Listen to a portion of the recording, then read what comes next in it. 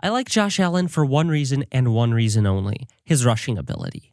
Last season, Allen was the only other quarterback besides Lamar Jackson to rush 100 times. And in modern fantasy football, running quarterbacks are king. Now, I will be honest, I do worry that Allen isn't developing into a great passer. 33rd in completion percentage, 46th in red zone completion percentage, 33rd in deep ball completion percentage, even though 8th in attempts, and both under pressure and in a clean pocket, he was 34th in completion percentage. Player Profiler gave him a 6.5 accuracy rating, which was 35th in the league. He's not a good passer. And I know he has Diggs now, but Allen's passing problems are his, not his receivers. His weapons rank 7th in target separation, and while they did have a lot of drop passes don't affect accuracy statistics. His rushing ability will make him a top 10 guy, but Josh Allen will never be great if he can't improve his passing. And given the high ADP, I am not a fan of Josh Allen. I see him more of a ticking time bomb due to only one aspect of his play being fantasy relevant. Okay, Stefon Diggs with Josh Allen. Sounds great, but it's not. The main argument being used to support Stefon Diggs this year is Josh Allen loves to throw the deep ball. And yes, Josh Allen does love to throw the deep ball. However, over the past few seasons, he's shown very little interest in completing the deep ball. The argument I have against Diggs is pretty simple.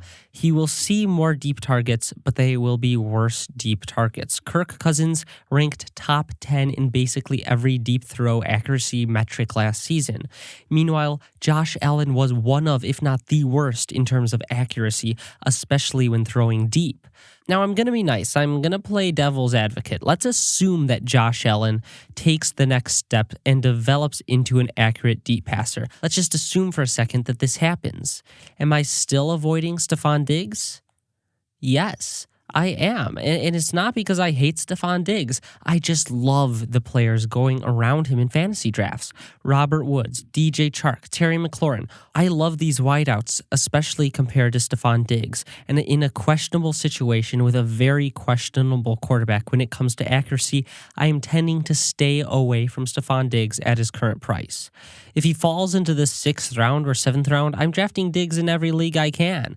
But Diggs is still a very talented receiver, but I don't think Josh Allen is a talented thrower, at least when it comes to throwing accurately. As one of the biggest Devin Singletary truthers last year, I am sadly announcing that I am fading Devin Singletary this year. I'm still a believer in Singletary's talent and ability. However, I'm not a believer that the Bills will let him fully become a workhorse back. Ever. Frank Gore's absence is very exciting until they went and drafted Zach Moss, who I believe will be very involved in this offense. If Singletary were going in the 4th or 5th round, I'd draft him based on talent alone. However, given his current ADP of the 3rd round, I can't justify drafting him when Leonard Fournette or even Le'Veon Bell and several other players in better situations are being drafted around him. If you can grab Singletary in the 4th or 5th round, 100% go for it. But a 3rd round pick for Devin Singletary, I don't think it's going to pay off.